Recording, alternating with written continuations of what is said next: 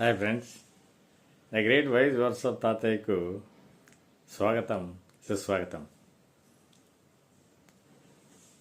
ఒక చిన్న గ్రామంలో రవి ఉండేవాడు.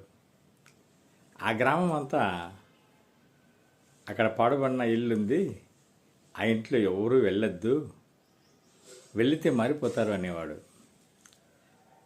అదేంది, మారిపోతే మంచిదే కదా అని రవి ఎన్నోసార్లు అడిగాడు. కానీ వాళ్ళు ఆ సిగరెట్ ఏంతో చెప్పలేదు. సరే, అతనికి క్యూరియస్గా ఆలోచించాడు, నేను ఎందుకు చూడకూడదు అని. అతని మొదటే భయం, చాలా భయం. అలాంటి వాడు ఒక రాత్రి ఆ ఇంటికి వెళ్ళాడు. వెళ్తే చిమ్మ చీకటి. తలుపు తీశాడు.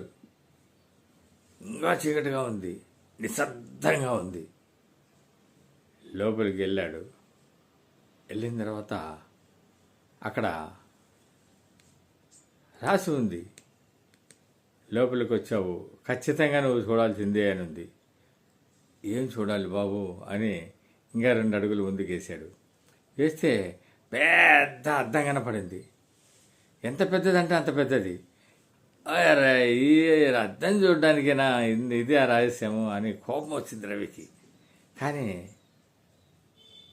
మళ్ళా తిరిగి ఎందుకు ఉంటుంది, అట్లా ఉండదు, ఖచ్చితంగా ఏదో ఉంటుందని చెప్పి మళ్ళా తదేకంగా అద్దం చూశాడు. అద్దంలో నుంచి ఒక పెద్ద వాక్యం వచ్చింది.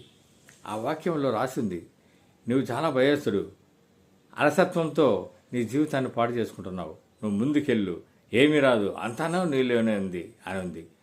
అంతే, అతనికి ఎక్కలేని ధైర్యం వచ్చింది. అంతే బయటకు వచ్చేసి తాళం వేసేసి మరుసటి రోజు నుంచే కష్టపడి అద్భుతంగా చదివాడు. ఒక గొప్ప టీచర్ అయ్యాడు. పట్టణాల్లో పోస్ట్ చేశారు. వెళ్ళాడు.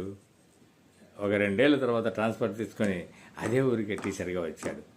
అప్పుడు ఊరు వాళ్ళంతా వచ్చారు. అయ్యా రవి, ఆ ఇంట్లో ఏముంది అని అడిగారు.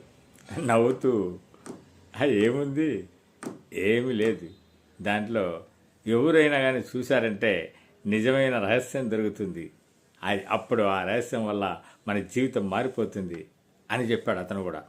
అదేందయ్యా, అందరూ అదే చెప్తున్నారు, ఏముంది అన్నాడు. మీరు కూడా చూడండి కావాలంటే అన్నాడు.